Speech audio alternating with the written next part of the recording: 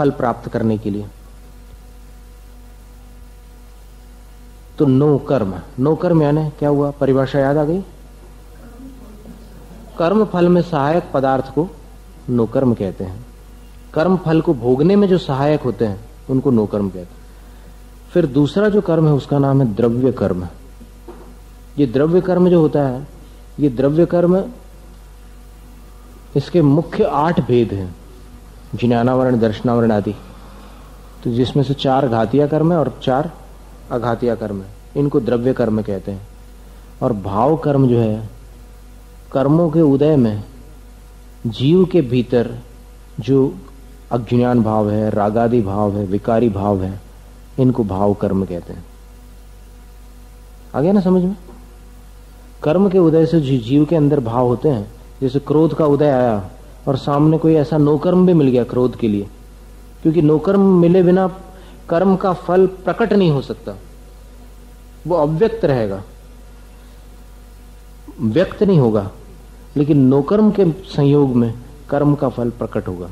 जैसे मान लो अपने क्रोध कषाय का उदय चल रहा है और अपन भगवान की भक्ति कर रहे हैं, तो फिर ऐसा कोई नोकर्म नहीं है अपने सामने, सहायक नहीं है उस क्रोध का फल भोगने में, तो फिर वो क्रोध का उदय आता है, चला जाता है और अव्यक्त रहता है, उसका फल प्रकट नहीं होता।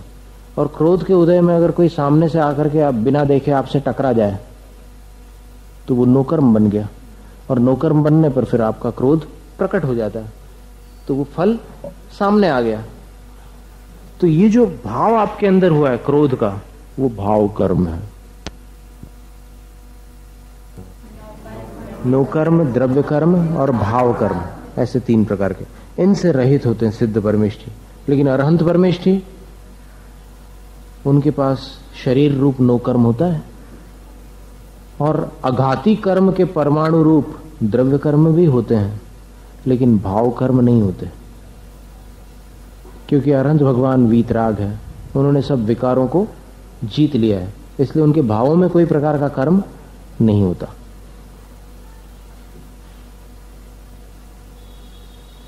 तो ऐसे सिद्ध भगवान महंता, महान होते हैं। माने तीर्थंकर पद से भी महान पद है सिद्ध भगवान का अंतिम पद, उसी का नाम है अक्षय पद, उसी का नाम है अनर्घ्य पद। सबसे बड़ा पद है महंता। ते हैं निकल, वे निकल है। निकल यानी संस्कृत में उसको निष्कल बोलते हैं, कलात् निष्क्रांत है, निष्कलः। तो वो कल यानी शरीर से रहित है। और अमल है, अमल यानी मल रहित, विकार रहित है, सब प्रकार के कर्म रूपी मल से भी रहित है। और अमल का अर्थ निर्मल भी होता है, एकदम शुद्ध। जीव की शुद्धतम पर्याय कौन सी है? सिद्ध अवस्था, सिद्ध पर्याय। तो ऐसे वे परमात्मा है। भोगे शर्म अनंता, अनंत शर्म को भोगते हैं। शर्म का अर्थ किसी को याद है?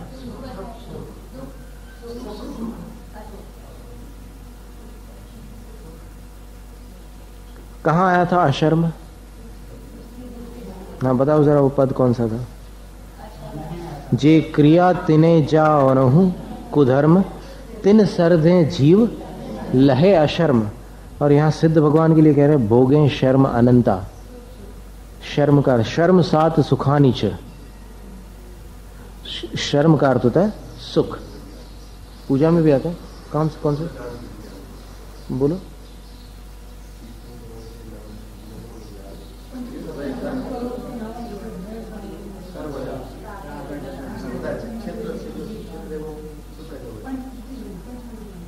पंचमेरु में आता है।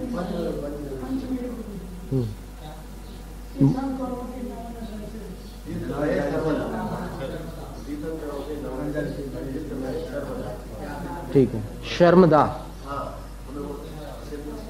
हाँ ठीक है, शर्मदा यानी सुख को प्रदान करने वाले। तो भोगे शर्म अनंता, वो सिद्ध भगवान। अब देखो, कोई किसी के मन में शंका उत्पन्न हो जाए कि अनंत भगवान के पास तो शरीर था, लेकिन सिद्ध भगवान के पास तो कुछ भी नहीं है, क्या करते होंगे बिना शरीर के? अकेली आत्मा ऐसे ऐसे क्या करती होगी? ऐसा होता है किसी के मन में? तो फिर उसका समाधान है कि अनंत सुख को भोगते हैं वो। देखो वास्तव में वही अपना स्वरूप है। अभी तो क्या है कि अपन ने कुछ दूसरा ही वेश धारण करके रखा है। ये अपना असली रूप थोड़ी है। ये जीव का असली रूप जो है वो सिद्ध पर्याय में प्रकट होता है। और अपन क्या है, अभी अपन ये सब ड्रेसेस पहने हुए हैं, ये सब अपन साथ में अपने स्वरूप में ये चीजें नहीं है जो अभी अपने पास है। ये शरीर है, वस्त्र आदि हैं, ये सब अपना वास्तविक स्वरूप नहीं है। तो सिद्ध भगवान जो है अपनी शुद्ध अवस्था में रहते हैं और अनंत सुख को भोगते हैं। अब इसके आगे उपदेश दे रहे हैं, बहिरात्मता हे जानी, बहिरात्म अवस्था को हे जान करके तजी छोड़ो और उसका त्याग करके अंतर आज आत्म हो जाए, अंतरात्मा बन जाइए, हो जाइए और परमात्म को ध्याय निरंतर। परमात्म को निरंतर ध्याना माने उनका निरंतर ध्यान लगाकर जो परमात्मा को नित्य ध्याता है तो नित्य आनंद पूजे, नित्य आनंद को पूजे यानी प्राप्त होता है। अथवा नहीं, ध्याय का अर्थ वही लगाएगा, परमात्मा का ध्यान करके, निरंतर ध्यान करके नित्य आनंद, जो शाश्वत आनंद है, मोक्ष का सुख, उसको प्राप्त करते हैं।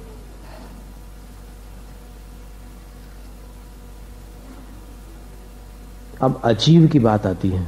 जीव की चर्चा तो हो गई ना। देखो जीव के 3 भेद थे, कौन से?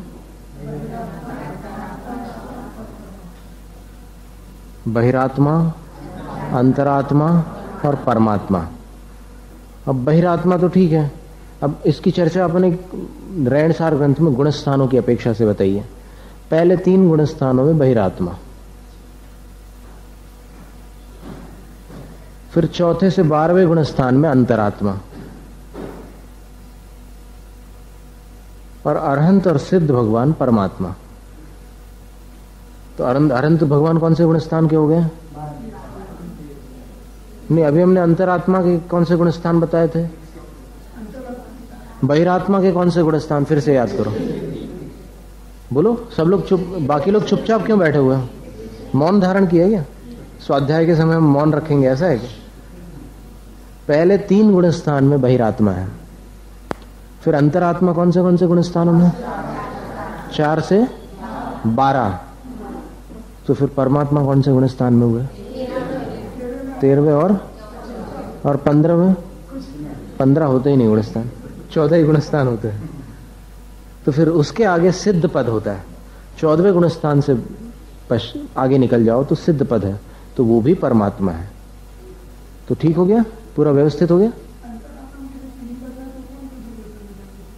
तो चौथे गुणस्थान में जगन्य अंतरात्मा,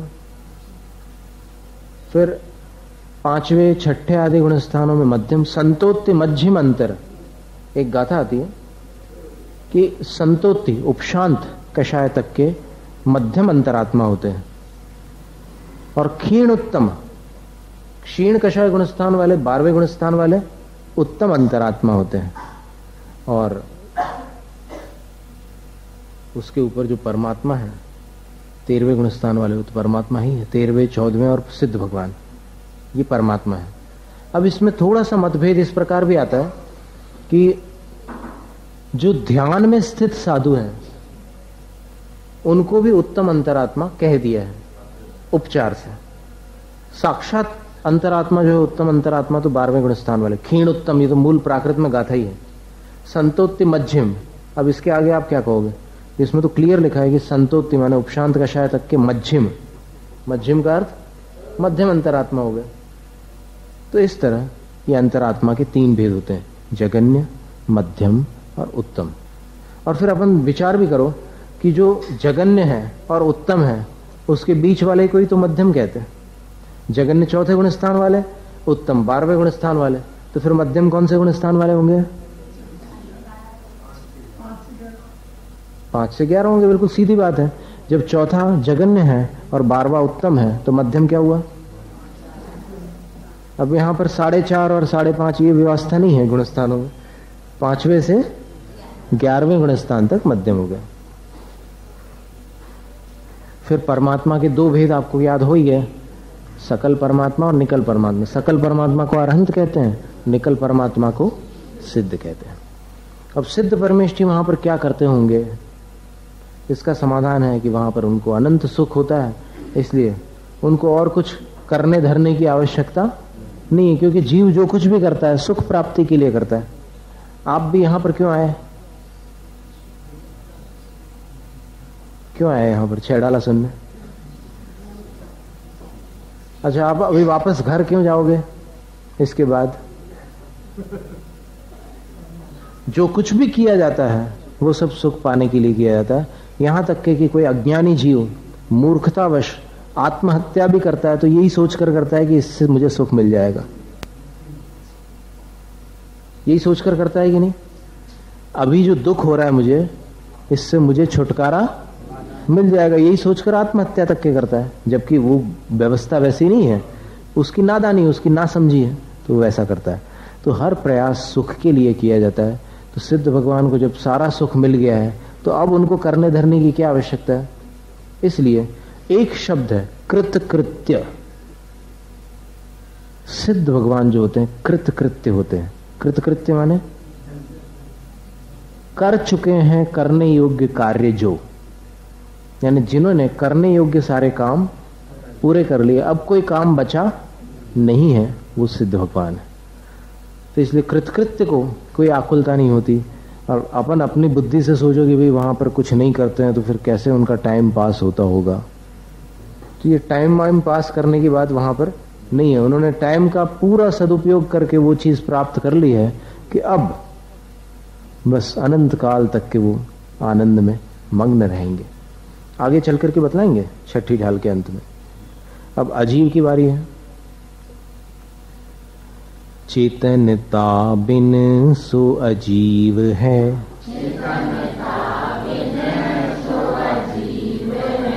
पंच भेदता के हैं,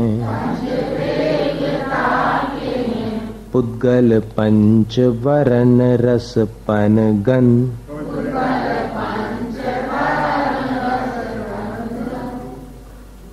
देखो, अगर आप नकल करते तो अभी सही उच्चारण हो जाता है, लेकिन आप घबरा गए बिल्कुल कि अब कैसे बोलना।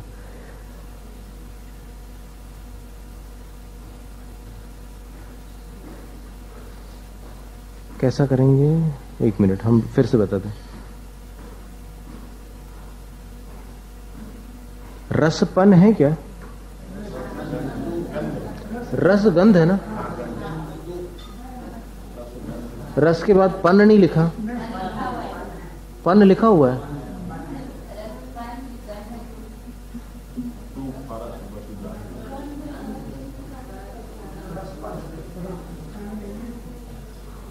क्योंकि एक मिनट, क्योंकि क्या है कि पन लिखोगे तो फिर छंद भंग होता है, पढ़ने में नहीं आता, मात्राएं बढ़ जाती है। और जिनवाणी में जहां पर पन मेरु लिखा है, आप पढ़ते हैं ना पंचमेरु नंदीश्वर जिनालय, तो ये जो पंच पढ़ते हैं आप, आपकी पुस्तकों में पंच लिखा हुआ है क्या? पंच लिखा हुआ है नहीं, इसमें तो ठीक है। हम जो प्रश्न पूछ रहे हैं उसका जवाब दीजिए। जो पूजा में पंचमेरु पूजा है ना, उसमें क्या पढ़ते हैं? वहां पन मेरु है, वहां पर पंचमेरु नहीं है, पन मेरु है वहां। और जितने लोग पंचमेरु पढ़ते हैं समझ लेना कि उनकी किताब में गलत छपा है, क्योंकि पंचमेरु पढ़ने पर वो छंद बिल्कुल चौपट हो जाता है। और जो संपादक लोग रहते हैं वो कहीं कहीं क्या करते हैं कि कभी कोई शब्द उनकी समझ में नहीं आता तो फिर वो सुधार देते हैं। ऐसे कई स्थानों पर स्खलन हुए हैं संपादन में। जैसे उदाहरण के लिए एक पाठ आता है ना, 16 कारण पूजा में आता है एक दोहा,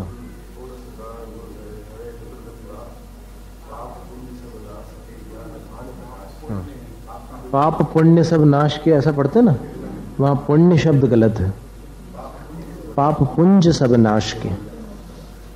पुंज शब्द है, उसकी मूल आप अपभ्रंश पूजा देखोगे ना तो समझ में आ जाएगा कि वहां पर पुंज ही होना चाहिए, पाप पुण्य नहीं है।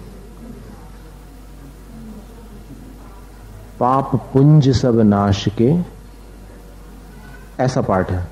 तो ऐसा कई स्थानों पर हो जाता है।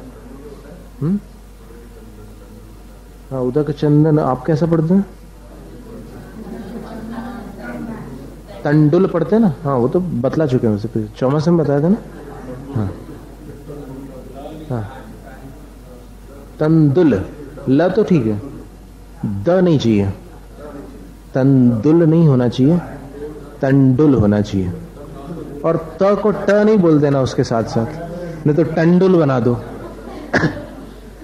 तंदुल में से सिर्फ द को ड करना है, त को ट नहीं करना, टंडुल नहीं, तंडुल, ऐसा पाठ है। तो पुद्गल पंच वरन रस गंध दु,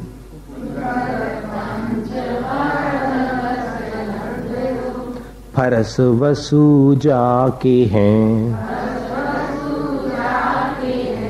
जिय पुद्गल को चलन सहाई, धर्म द्रव्य अनरूपी, तिष्ठत होय अधर्म सहाई, जिन बिन मूर्ति निरूपी। चेतनता बिन सो अजीव है। अजीव कौन है?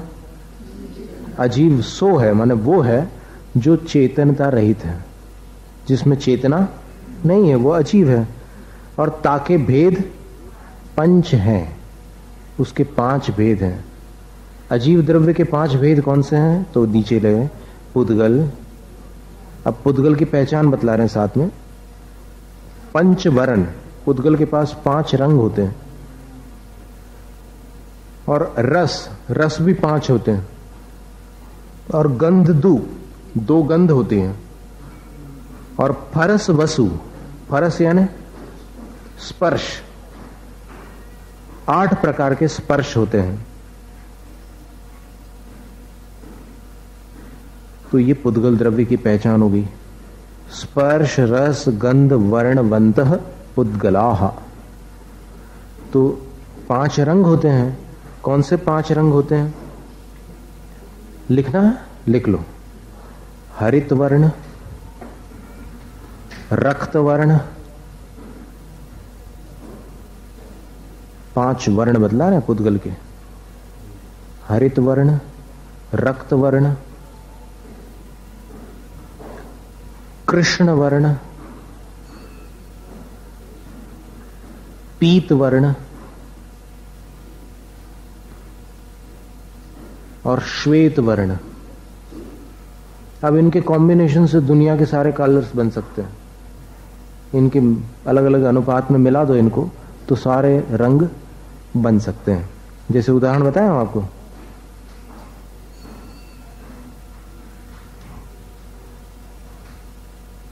हरित वर्ण में लाल वर्ण मिला दो तो एक अलग सा कलर बन जाएगा।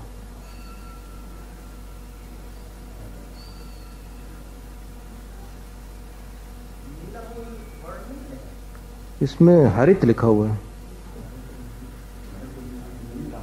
क्योंकि नीले के बारे में जानकारी यह है कि नीले में पीला मिला हो तो हरा हो जाता है। पर इनके कॉम्बिनेशंस देखे जा सकते। काले में सफेद मिला हो तो ग्रे कलर बन जाएगा।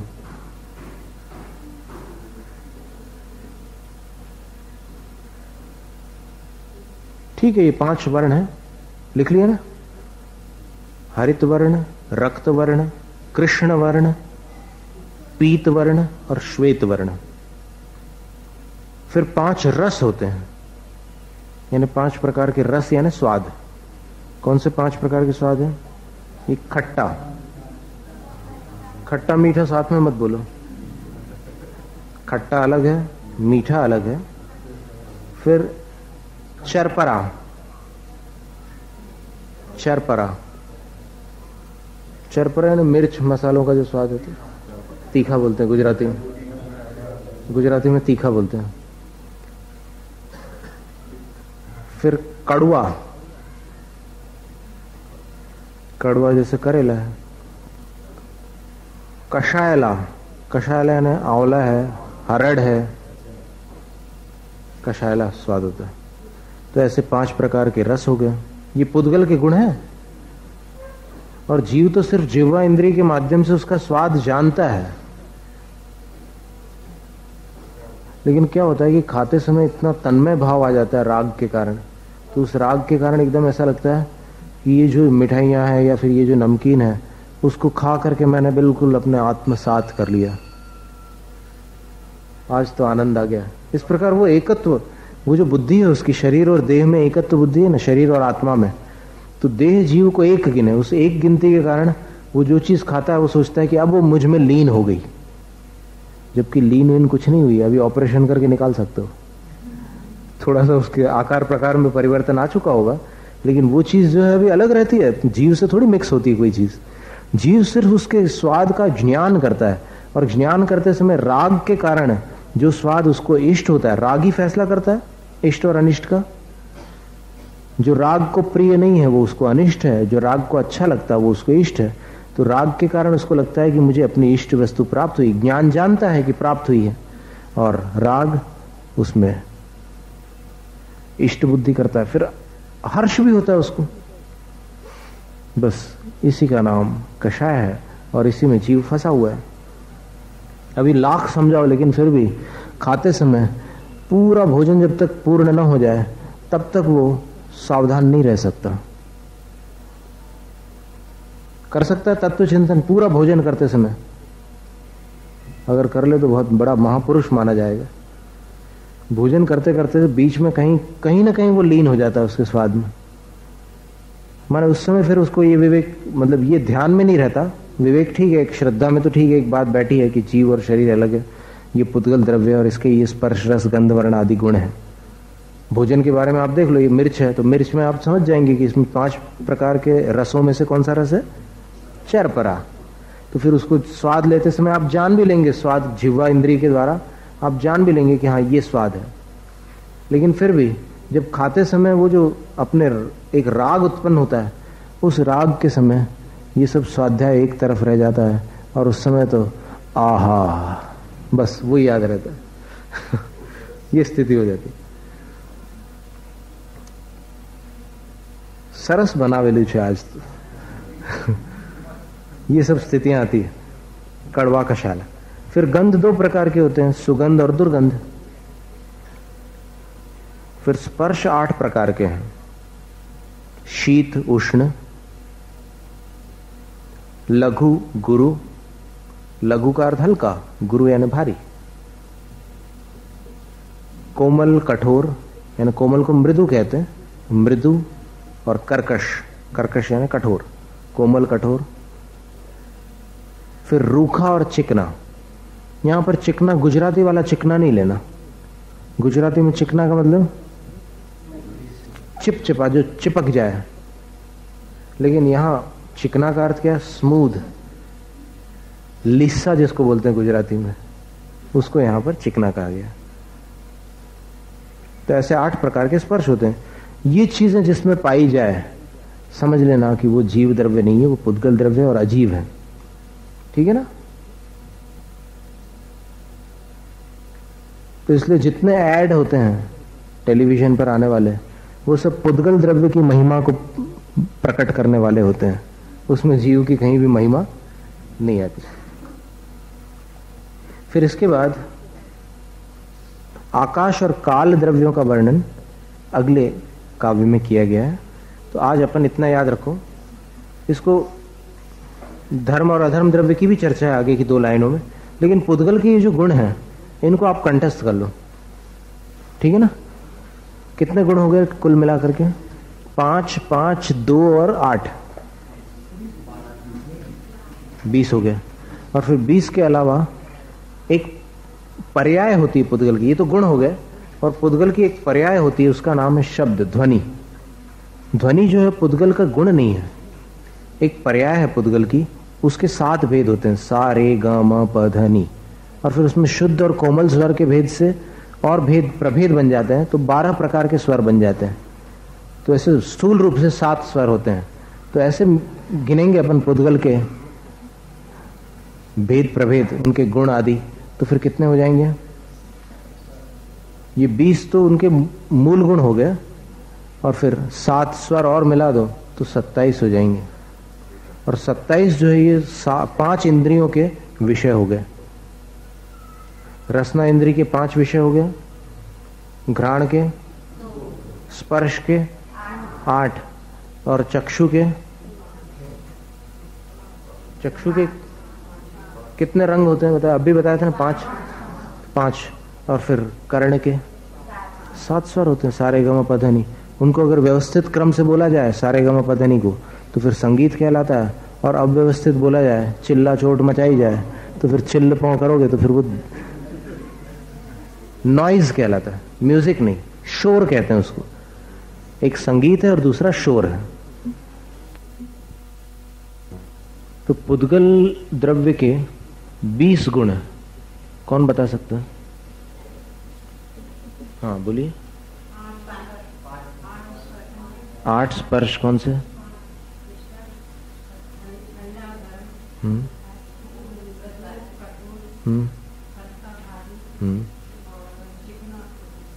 चीखना और खुरदरा, रुक्ष, ठीक है। 8 स्पर्श हो गए, और 5 रूप वर्ण, ठीक है। कौन से?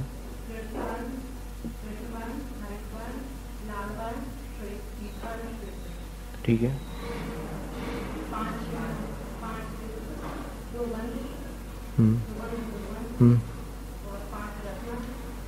5 रस, रसना नहीं, रस।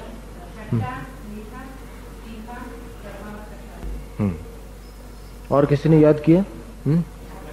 हाँ, ये कर्णेंद्रिय के तो ठीक है, 7 स्वर है। हाँ, उसकी अभी चर्चा यहाँ नहीं की थी, यहाँ तो गुणों की बात हो रही। तो पुद्गल में ये पाए जाते हैं 20 गुण। अब इसमें एक बात ख्याल में रखने की है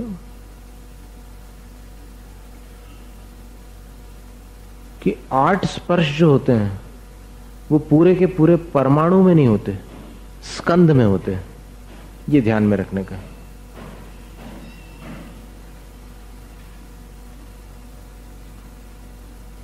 परमाणु में 2 स्पर्श होंगे, शीत उष्ण में से 1 और स्निग्ध रूक्ष में से 1। हल्का भारी और कोमल कठोर जो होता है ना, ये स्कंद की दशा में ही स्पर्श होता है, परमाणु में नहीं होता। तो इस प्रकार पुद्गल द्रव्य की पहचान हो गई। अभी पहले जीव द्रव्य की पहचान बतला दी थी, उपयोगो लक्षणम।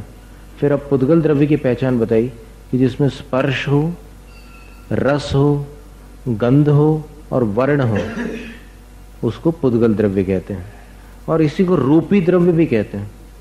रूपिणः पुद्गलाः। रूपी कौन सा द्रव्य है? पुद्गल द्रव्य।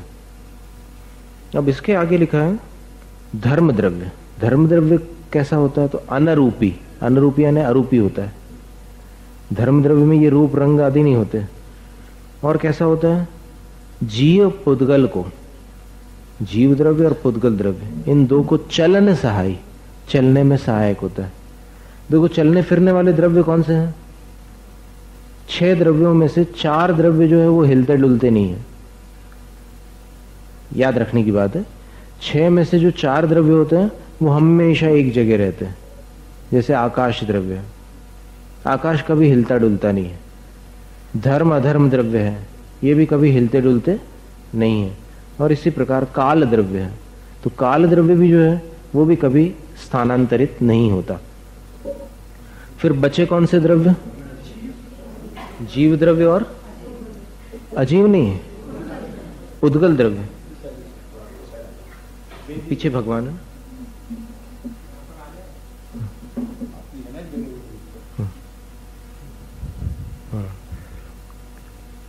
तो जीव और पुद्गल द्रव्य। अजीव द्रव्य की तो 5 भेद थे। तो पुद्गल और जीव द्रव्य जो है ये चलने फिरने वाले द्रव्य हैं, इनमें हलचली रहती है। तो इनमें जो चलन सहाय, इनके चलने फिरने में, हिलने डुलने में जो सहायक है वो कौन सा द्रव्य है? धर्म द्रव्य। इसकी चर्चा अपन ने पहली ढाल में की थी। पुद्गल नव धर्म अधर्म का दूसरी ढाल में की थी। इनते न्यारी है जीव चाल। तिष्ठत होय अधर्म सहाई। तिष्ठत का अर्थ होता है ठहरने में, ठहरने में। अत्र तिष्ठ बोलते हैं ना, तिष्ठ का अर्थ बैठना नहीं है, वहां बाहर चौके के थोड़ी बैठा लोगे, वहां पर अत्र तिष्ठ मतलब यहां ठहरिए, यहां ठहरिए। तो तिष्ठत होए अधर्म सहाई, ठहरने में अधर्म द्रव्य सहायक होता है। और जिनेंद्र भगवान ने इन दोनों को, अधर्म द्रव्य को भी बिन मूर्ति निरूपी, बिन मूर्ति यानी देखो मूर्तिक और रूपी एक अर्थवाची है, मूर्तिक कह लो या रूपी कह लो, एक अर्थवाची है। एक अर्थवाची का अर्थ क्या है? एक ही अर्थ है दोनों के। तो बिन मूर्ति का अर्थ हो गया, ऊपर का है अरूपी और यहां बिन मूर्ति का, दोनों का अर्थ एक ही होता है कि धर्म द्रव्य भी अरूपी है और अधर्म द्रव्य भी अरूपी है, और दोनों ही, दूसरे शब्दों में कहोगे कि दोनों ही अमूर्तिक है। ठीक है। और मूर्तिक कौन है? पुद्गल द्रव्य मूर्तिक है। और मूर्तिक क्यों कहा उसको, रूपी क्यों कहा पुद्गल द्रव्य को? क्योंकि उसके पास रूप, रस, गंध, स्पर्श ये गुण पाए जाते हैं, इसलिए। अब इसके आगे दो द्रव्य और बाकी रह गए। ये चार द्रव्य हो गए ना, कौन से चार हो गए? जीव, पुद्गल, धर्म और अधर्म। अब दो कौन से बचे? आकाश और काल। तो वो बतलाते हैं, सकल द्रव्य को वास जास में, सो आकाश पिछानो, नियत वर्तना निश दिन सो व्यव, हार काल परिमानो,